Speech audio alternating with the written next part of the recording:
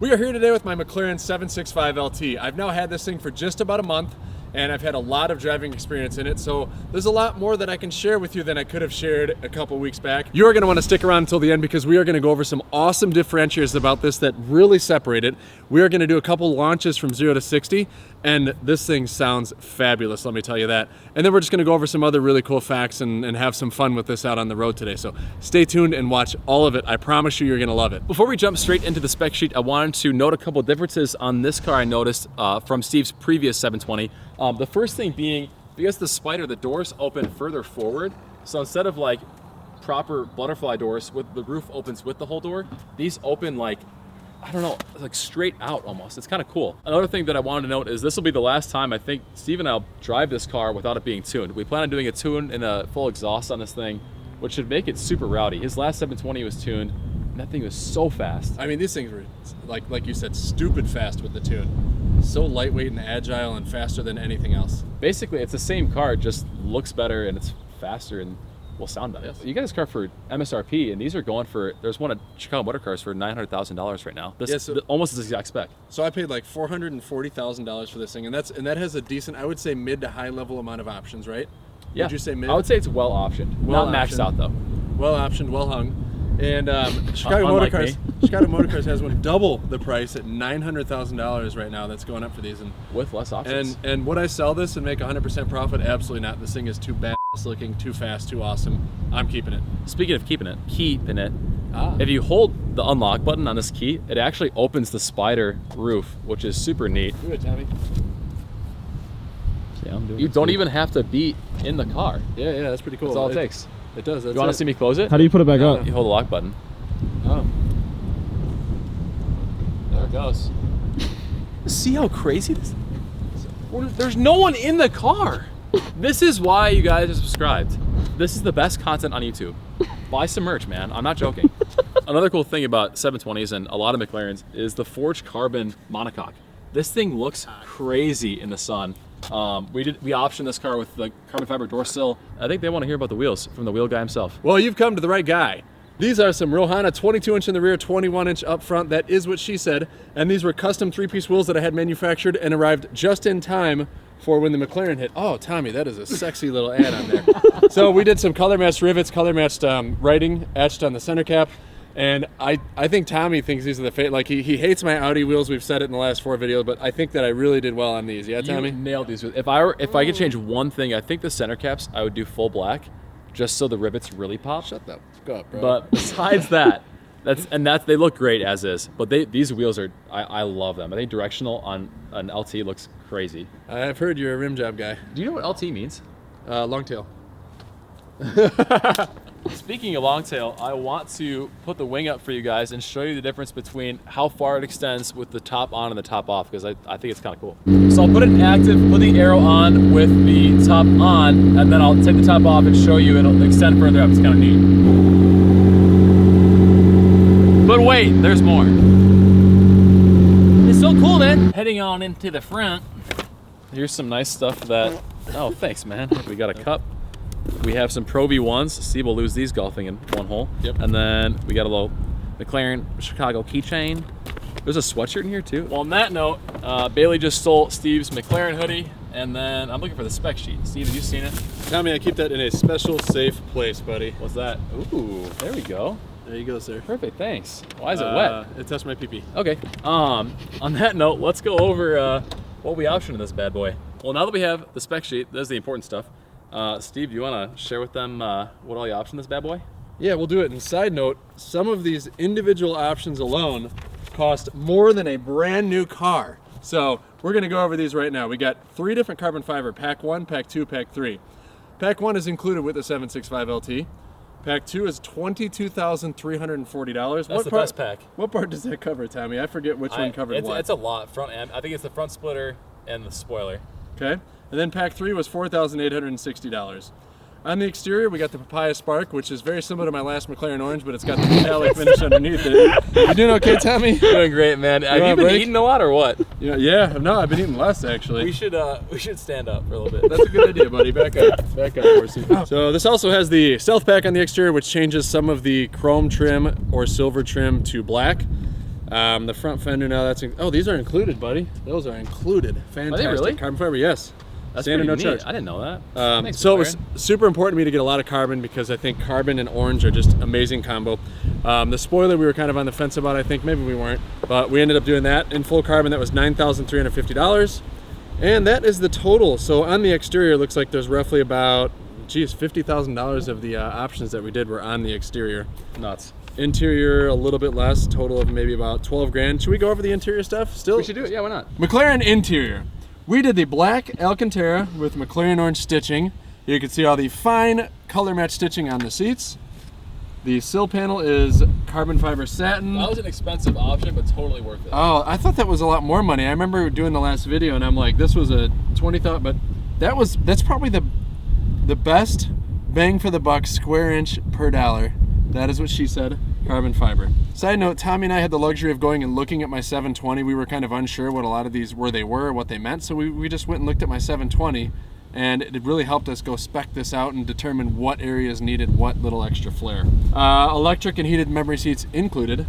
Interior of this is very comfortable, I do want to point out. So a quick note over on the seats. So Steve obviously already has a P1 and a Senna. Both P1 seats and Senna seats were an option for the LT. If Steve only had this McLaren, I think the Senna seats would look amazing in this. But because he has a Senna, you have a P1, you got to do the comfort seats in this and just use it as like your daily in the summer. I will probably do the comfort seats in any Senna that I order because the McLaren Senna seats are fudging terrible. Before you hate, a lot of people probably would pick the Senna seats just looking at them because they look amazing, but they are ungodly uncomfortable. It feels like you're sitting on two boards. After 15 minutes, even these young ones over here, their backs are throbbing and they refuse to drive it long term. Oh, we had to add these, huh? And those were $850 American. And secondary interior components, $2,860. What do you think the secondary interior components are, Thomas? Maybe like paddle shifters or like this part here. Maybe that center area. Can I point out that they have two cup holders in this, which is fantastic. Boom, boom. Most of these Supers and Hypers don't even have one. Yeah, but let's be McLaren. honest. How useful is that one aside from like... So I've actually used that one. If you get a tall or a grande from Starbucks, they fit in there, but you gotta kind of finagle it. Not a venti. Ventis won't work. Okay. Well, and if you're going on a long road trip, you can fit two of your beers in both cups, too. From someone who doesn't drink. For those of you who don't know, Steve's like, will never drink. Time to go beast this thing. Tommy, thank you for a quarter tank of gas. Dude, you can drive this a lot. Breh. We're about to go get gas and Starbucks. Oh, man. And then Tommy, oh, I hate this start-stop thing. know. This is a 7 mile per gallon car. Why? Why? Let's wait.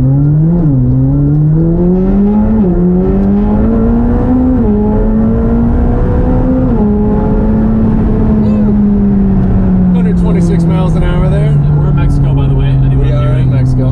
So the first time that I had driven this on warm pavement, I did notice pretty quickly that the gear ratio is definitely shorter. I did just cruise in the 918, and that thing rides out first gear to like So long. 70 miles an hour. How much faster do you feel like the LT is compared to your stock 720?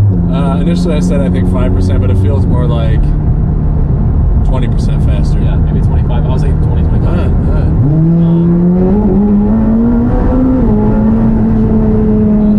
So this car's stock, I would say, is as fast as your tuned 720. Maybe I would a hair nah, slower. yeah, it's definitely not that fast, but I'd say it's in between. Oh, that definitely has a tighter gear ratio, no doubt.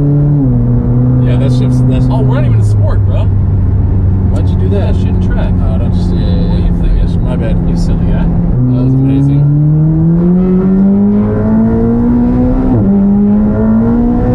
Very agile. Definitely better than the 720 factory exhaust. I love the little mini pops and bangs that it's got in between gears when This you're going one- hard enough. Do you know you can't? Yeah, it'll pop. You gotta between second and third. And bang. It should pop and bang. So fast. It is. A little bumpy, a little stiff, but still far more comfortable than the Senna. Does that make you nervous? Crazy. It's so Let's like. test the braking. Let's see if we can stop here in time. Yeah, wow. There we go, G. That was G'd up. So I just decided to get well above 100 miles an hour and then stop, and I was able to turn left on a dime. I would say as far as braking goes, it's the Bugatti by far. Yeah. Incredible braking, but this is those brakes are a quarter of the price of this car. That is insane. 35th percentile for braking, which is good. Top third, basically. Acceleration, definitely top 25%. I think this thing sounds great. Oh, there it goes. I gotta hit them at a different angle, and that is what she said as well. Oh my gosh. I feel like it's so different riding in a car while doing that than driving. It is much more scary as a passenger. All right, Tommy, we're gonna stop in the middle of the road here. All right. Do a pull. Are you ready? Yep. All right, ready, set, go. I'll tell you when I'm at 60. Now. 4.1. There's no way. That was weak. We gotta try launch control. Launch mode active, awaiting full throttle. Boost building. All right, here we go. Ready, set. There. Oh man. I've never done launch mode in a McLaren. That was easy. What was the time? 3.5. You ready? All right, all you on this, okay? Go. 2.9. Oh, there we go. This thing's so fast. Tommy and I just got back from an extended cruise. We're actually out so long that we're losing sunlight at this point. What the video didn't catch is that we were enjoying it so much that we just went and whipped this thing all over the place. I think the true question is the value really there for the 765 LT? So as you know, I traded in the 720, which cost me around $330K. The 765 LT was right at about $440. Is it worth the extra $100K spend? So we're strictly talking about MSRP and not actual current market value. And I would say if you're spending $440K and you're lucky enough to get an allocation from the factory for this, absolutely, it is worth every penny. The body kit alone and all of the carbon fiber that it has is worth the upgrade in itself, in my opinion. But the increased performance, what more was there besides increased performance and body? It looks much better. Also from factory, I think this car sounds way better than a 720. I don't know what they did for the exhaust, but it does sound amazing. And we're doing an exhaust on this shortly, so it's going to be crazy. I think this is the best car in your collection under $1 million, hands down. I would completely agree. Once I do the downpipes and I do the tune, you could even take cars like my Senna, my Porsche 918, some of the Hypers, and I might argue that this is even better than those. So these are actually going for around $850,000 to $900,000 right now. It's almost double MSRP because they're so hard to get and they're so in demand. Crazy side note is that McLaren Sennas are going for around $1 million, so they're just $100,000 more than the 765 LT. Now, when you're comparing real life value, not just MSRP, not the allocation I was able to get, but when you're comparing what I would buy this today for without an allocation versus what I would buy a Senna, I'm going to go with the Senna at that point, wouldn't you? I would agree. Yeah, the Senna just looks so crazy. They're so much more rare. Like you see 720s, to the average eye, like this, it's a cool 720. But a Senna is that's stripped down, it's crazy, you can track it. There's a lot more value, depending on what you want to use it for. Did you just call this a 720? No, I'm saying, so the average person who would look at this and think it's a 720, yes, next to a Senna for street presence. Got you. Which I know street presence is very important to you. Absolutely. There's no question. For $100,000, I'd go Senna. I think the scary part is that at $1 million, the Senna is going to hold its value right around there. I don't think those are going to crash. If anything, I think those will go. They'll stay pretty consistent. With time, I think there's more value, especially when we go into electric cars. Yeah. Track cars like that in 20 years from now are going to be so valuable, in my opinion. I hope it's F1 level price. And then you take the 765 LT, there's no way this thing will sustain at $850,000 to $900,000. This thing has to, this market is crazy. We all need to realize that buying a super car right now probably really isn't the best decision. I mean, the market is going to correct itself. There are some that are going to hold their value, but the vast majority of supercars are selling for way more than they did 2 years ago. So it's important that you know that if you're going to pay $850,000 to $900,000 for one of these cars right now, you are going to take a bath in loss. Tommy thinks that this thing is going to be worth maybe $500,000-600K in a few years. I think it's going to get closer to MSRP or slightly below, so I think you're going to be at $400,000 to $450,000. Either way, you're losing a minimum of $300,000+ by buying this now. So you just have to determine, is it worth the clout that you have one? That's a new 720 in a couple of years. That's a whole second car. That's crazy to think about. So had I not gotten the deal that I did at this, and thank you McLaren Chicago for that, there's no way that I would have a 765 LT. Now, that said, I am overall, again, extremely pleased with this. I would go back 100 times and buy this at the MSRP. I rapidly think it'll become my favorite, or definitely top 3 in the entire collection. So having said that the market's $850,000, $900,000, you paid $450 for this car. If you didn't get an allocation from McLaren Chicago, what would you be willing to pay for this car above sticker? What's your cap right now? Because you wouldn't pay $900,000 for this. Politically, I guess, or personally, I have a problem paying above MSRP for cars. I just don't think it's right that someone asks above MSRP when you have a loyal and a good customer like myself, to be honest. So I would be pretty frugal and probably no more than $50K, and I would be salty for paying $50K above MSRP. Although that's with the intent to keep it long-term and drive it. Like, if I was gonna buy it and I knew I was gonna sell it in 6 to 12 months and I knew it was gonna hold that value or more, then I would look at that differently. To me, if I had all the money in the world and this car was at my fingertips and I could choose the price, I think, like I've said it before, I think this car is the best car in the collection under $1 million, hands down. Would I pay $999,000 for it? No. I think this car is every bit worth $600,000, but I don't think I could ever pay $850 for this. Although it's worth it. Like, I think this car is amazing. If you're right under hypercar level affordability all day, it's so fast, it's so comfortable, it sounds amazing, and it looks amazing. Mm-hmm. It's an amazing car. I mean, $600,000 is 100 years of your salary, sir. It's 120. I think you're off. Yeah. All right, I gotta get that to 150 years of your salary, buddy. All right, let's do it. I'm just joking. Stick around, stay tuned for all of the crazy stuff. I mean, if the downpipes and the tune aren't enough, I'm sure there's more that we're gonna figure out how to do on this.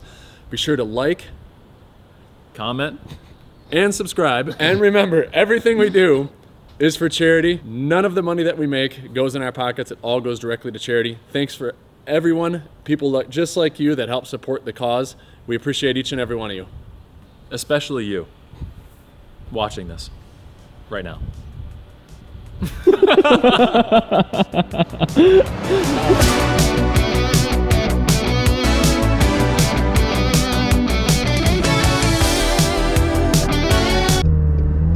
What kind of clone do you wear?